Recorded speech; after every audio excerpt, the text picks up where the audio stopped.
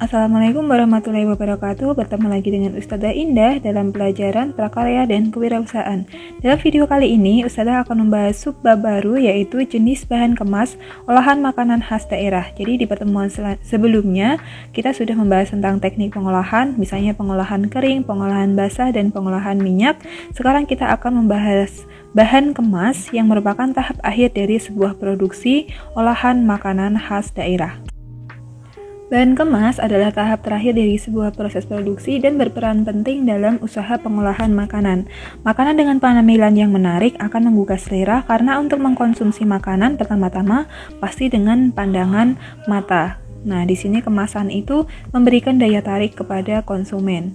Selanjutnya, baru indera penciuman, yaitu untuk mencium aroma dari makanan itu. Dan yang terakhir adalah lidah ketika konsumen menikmati atau makan makanan khas daerah itu. Penyajian atau kemasan akan menjadi daya tarik konsumen untuk membeli makanan khas daerah. Oleh karena itu, jenis, bentuk, warna, dan dekorasi kemasan perlu diperhatikan agar dapat memberikan tampilan unik, menarik, dan berkarakter pada penyajian dan kemasan produknya. Budaya kemasan sebenarnya dimulai ketika manusia mulai mengenal sistem penyimpanan makanan. Nah, pada zaman dahulu, penyimpanan makanan hanya di dalam wadah yang mereka temui. Misalnya kalau zaman dahulu itu ada kendil dari tanah liat, anyaman daun kelapa, daun pisang, kelopak jagung, daun kelapa atau enau, daun jambu air, dan daun jati. Nah, seiring perkembangan zaman, kebutuhan manusia semakin berkembang dan kemasan-kemasan itu juga semakin diperbaiki. Nah, di zaman modern ini, bahan kemas itu ada kertas, plastik, kaca gelas, aluminium foil, dan ada pula kombinasi dengan kemasan tradisional. Jadi kalau misalnya daun pisang, ada dengan kertas dan lain-lain.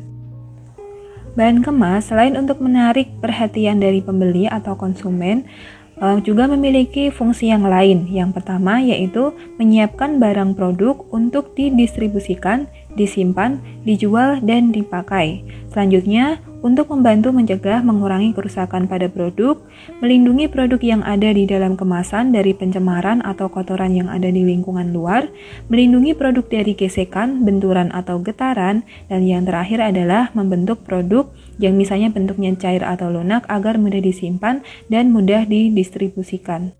Bahan kemas sebaiknya memiliki bentuk, warna, dan dekorasi yang menarik perhatian konsumen. Namun selain itu, bahan kemas juga memiliki kriteria sehingga dia dapat dengan baik menyimpan atau melindungi produk yang ada di dalamnya. Yang pertama, bahan kemas harus mampu melindungi isi dan berbagai risiko dari luar. Misalnya tadi ada gesekan, getaran, atau pencemaran dari lingkungan luar. Yang kedua, bahan kemas tidak berbau. Jadi nanti dia tidak mengurangi atau mempengaruhi kualitas dari makanan yang ada di dalamnya. Yang ketiga, bahan kemas memiliki daya tarik terhadap konsumen.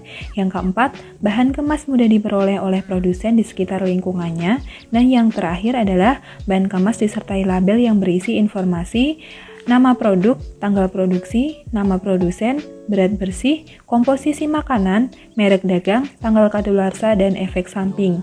Efek samping di sini bisa jadi memberikan informasi kepada konsumen bahwa makanan ini bisa menimbulkan alergi pada orang-orang tertentu. Nah, setelah kita sudah membahas bahan kemasan, sekarang kita akan membahas teknik pengemasan makanan khas daerah. Jadi kalau misalnya ada kemasan daun pisang, itu bagaimana teknik pengemasannya terhadap makanan khas daerah? Teknik pengemasan makanan khas daerah bisa berbeda-beda dari satu daerah dengan daerah yang lain. Misalnya dengan produk makanan yang hampir sejenis, misalnya di sini contohnya ada produk fermentasi dari ubi kayu, kalau di Jawa Tengah sama Jawa Timur namanya tape, tapi kalau di Jawa Barat namanya peyem. Nah, dari perbedaan penyebutan nama ini juga bisa jadi berpengaruh dengan perbedaan teknik pengemasannya. Teknik pengemasan makanan khas daerah ada bermacam-macam. Nah, di sini yang pertama ada teknik menggulung. Bahan kemas tradisional yang sering dipakai dengan teknik ini adalah daun pisang, daun bambu, daun kelobot, atau dari pelepah jagung. Contoh makanannya yang menggunakan teknik ini adalah lontong, bacang, dan dodol tradisional. Teknik selanjutnya adalah teknik melipat. Bahan kemas yang sering dipakai adalah daun pisang, daun jambu, dan daun jati. Di sini contoh makanannya adalah nogosari, tempe, dan tape yang dari daun jati. Teknik ketiga adalah teknik membalut. Nah, di sini yang sering dipakai menggunakan kemasan daun pisang dan daun kelapa. Contoh makanannya adalah lemper dan lepet. Teknik yang terakhir adalah menganyam. Jenis kemasannya adalah daun kelapa dan makanannya contohnya ketupat.